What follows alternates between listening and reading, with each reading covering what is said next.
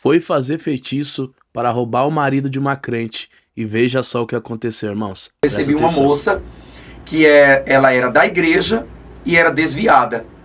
Ela estava interessada em um certo rapaz que ela viu na igreja, e aquele rapaz era casado com uma moça, uma irmã, né? E no tempo eu não conhecia muito bem a religião do cristianismo, eu não sabia como era o movimento pentecostal, eu não tinha muito conhecimento a fundo da religião, né? Da fé cristã.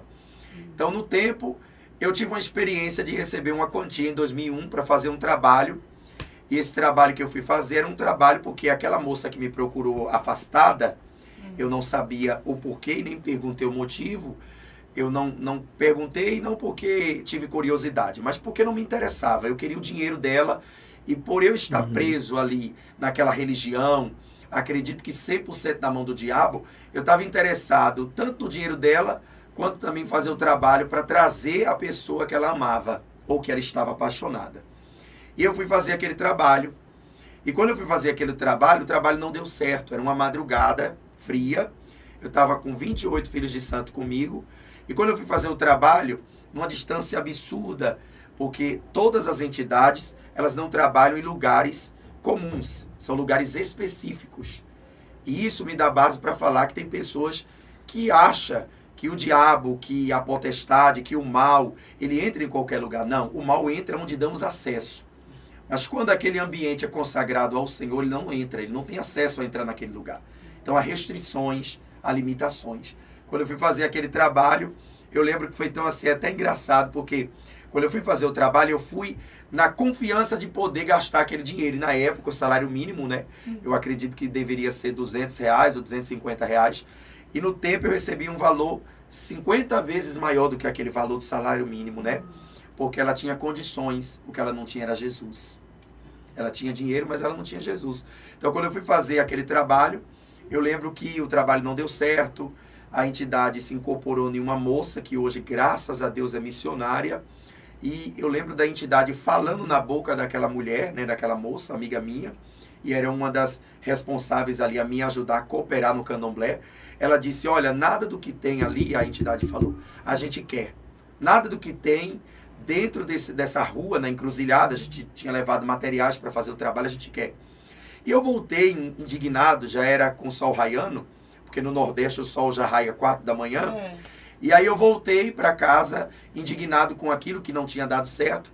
E eu disse, eu preciso ir na casa dessa moça, que essa mulher que me pagou, que é o marido dela. E eu fui lá, resolvi ir no setor onde morava a tal família que ela queria o marido. E quando eu cheguei por volta das 11h30 da noite, eu vi a lâmpada da frente da casa da moça acesa. Sinal que aquela família ainda estava acordada. Só que eu não sabia. Foi um encontro, um sincronismo, um alinhamento. Porque quando eu cheguei na porta, aquela mulher estava com a banda da janela aberta, né? Uma família muito simples. E ela estava com as mãos estendidas para a frente da janela, orando. Eu estava do outro lado da rua e ela não estava me detectando, nem me vendo. E eu lembro que saiu uma senhora e eu pensei comigo, deve ser a sogra. Só que não era a sogra. Elas eram dirigentes do ciclo de oração. Eita glória! E aquela mulher estava orando pelo marido que estava afastado. E aquele marido que ela estava orando era um rapaz que ainda estava fora dos caminhos do Senhor. E ele tinha um caso com essa moça que me pagou.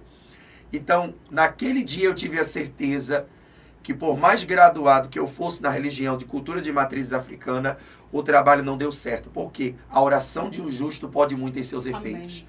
Então, a minha primeira experiência com Jesus foi eu mexendo com os filhos dele. Foi eu tentando fazer algum tipo de trabalho para ir na vida de alguém que pertencia a ele. Então, isso me dá base para falar do que a palavra revela. A palavra diz que todo aquele que é de Deus, o maligno não toca. Amém. Né? Então, eu vi a mão de Deus trabalhando naquela época na mão dos filhos do Senhor. E eu dizia com um bordão assim, o Jesus dos crentes. Maravilha, irmãos. Testemunho maravilhoso. Se você gostou, não esqueça de curtir, compartilhar, certo? Não esqueça de nos seguir. Se você não nos segue, ativa o sininho de notificação e fica por dentro desses e outros muitos vídeos que virão para você assistir, certo?